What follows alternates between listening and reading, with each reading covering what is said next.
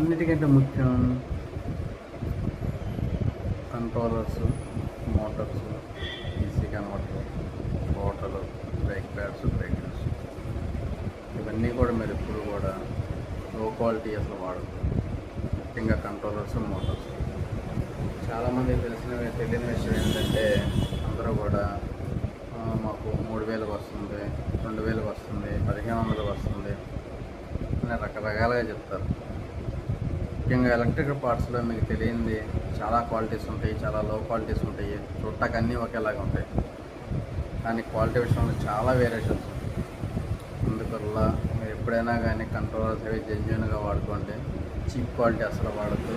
ఇప్పుడు వాళ్ళెవరో 2000కి 3000కి ఇస్తున్నారంటే మేము 4000 5000 తక్కువ ఇవ్వలేకపోతున్నామంటే మా ప్రోడక్ట్ మీద మాకున్న నమ్మకమే కదా. మేము ఎలాంటి ప్రోడక్ట్ వేస్తామో ఎలా ఉంటుందో మాకు తెలుసు కాబట్టి మా రేటు ప్రకారం మేము ఇవ్వగలం. అంతేగాని వాళ్ళకిలాగా వాళ్ళు ఏది ఇస్తారని చెప్పి మేము ఆ క్వాలిటీలు మేము తేలేము, మేము అమ్మలేము. ఏంటి కస్టమర్స్ దగ్గర బ్యాడ్ ఇంప్రెషన్ తెచ్చుకోము. కాబట్టి వేసే ఐటెంలో జెన్యూన్ ఉంటేనే రేట్ అలాగే ఉంటుంది, క్వాలిటీ అలాగే ఉంటుంది, మీకు